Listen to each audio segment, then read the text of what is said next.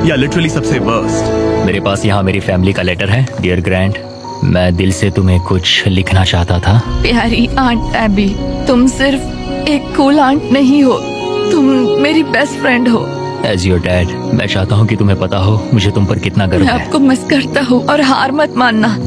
Collins को प्यार देना और मिस्टर बिस्ट को हाय बोलना।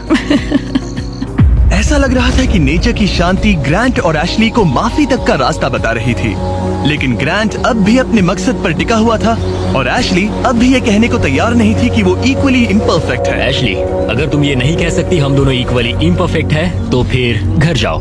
नहीं, मैं ये नहीं कहूँगी।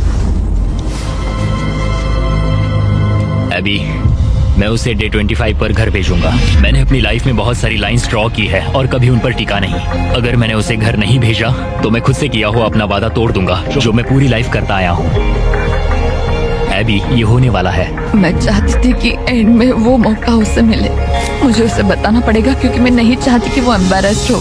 ग्रांट ने मुझे कहा कि तुम कुछ नहीं कर सकती, वो तुम्हारा हार्ट क्रश करने वाला है। मैं बस सोच रही हूँ कि यहाँ कोई स्ट्रेटेजी प्लान है क्या।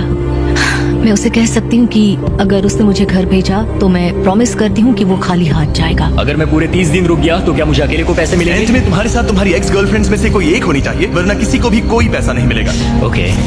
मुझे नहीं लगता ये ठीक हो रहा है। मेरा सबसे बड़ा डर ये है कि कहीं वो खुद ही ना चला जाए और हम सबका गेम खराब कर दे। क्यों ना आज का दिन बस सोच कर देखते हैं। उसने मेरे साथ जो कुछ किया है उसके बाद मुझे कोशिश करनी होगी कि वो मुझे एंड तक रखे। तो मुझे इससे कोई फर्क नहीं पड़ता कि मुझे सच में उन पैसों की जरूरत है या नहीं।